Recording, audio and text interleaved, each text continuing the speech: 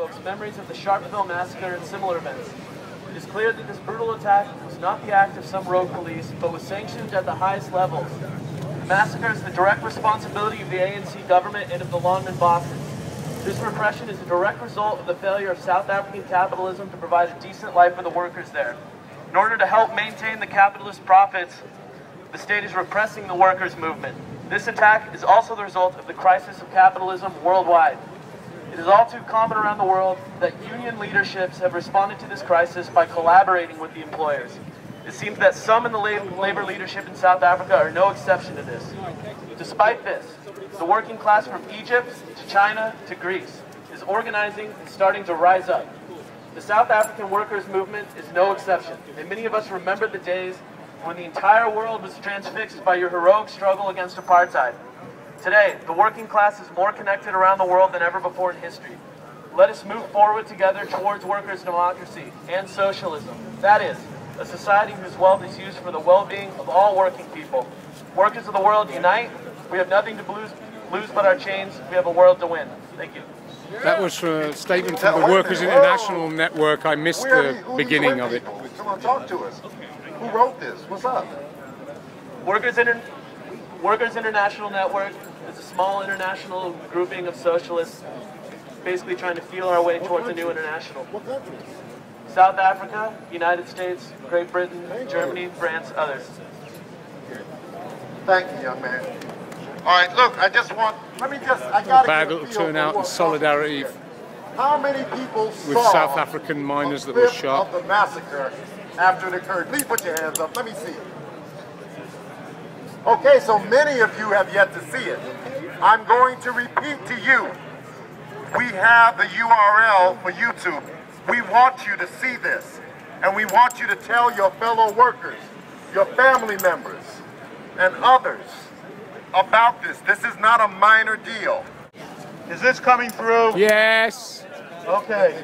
Don't point it up, point it across. So this is a statement from South Africa. It's coming from a meeting in Marikana of miners and socialists. Took place yesterday. Dear comrades, we write to extend our gratitude for the messages of support and solidarity activities you've organized to demonstrate your strong objection to the massacre of striking workers at Marikana. Activists from across the world, in Pakistan, Dublin, Oakland, New Zealand, Namibia, Zimbabwe, London, Toronto, and elsewhere, have not only expressed outrage against this merciless attack on the working poor, but have also supported the legitimate demands of workers for decent wages and better working conditions.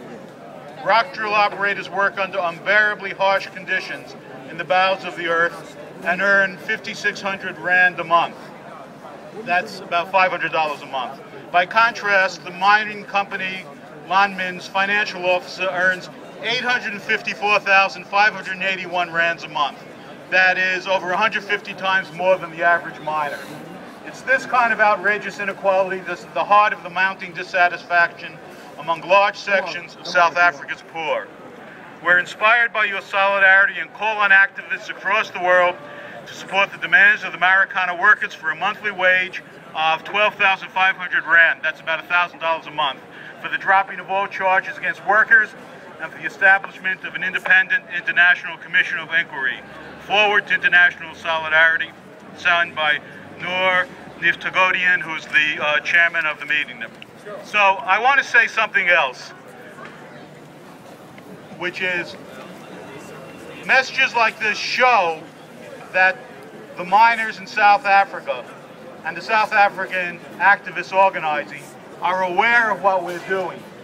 And what we're doing, although this may not seem numerically large, is really critically important. Because what we're doing is showing them that the world knows what happens and that there's going to be a fight back against it. But I want to say something else, which is really the best thing that we can do to organize for them is to organize here. To organize to make sure that workers here are fighting for decent wages and working conditions with workers around the world. An injury to one is an injury to all. That we're fighting against the labor leadership here, which, like there, insists that workers must work hand in hand with company and management. That we must follow the team concept and don't rock the boat, and we must have shared sacrifice. we must accept cuts.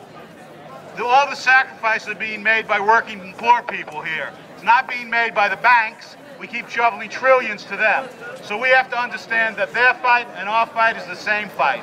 And the weapons that are being used against them are going to be turned against workers around the world if we don't stand up together and repel this attack. Thank you.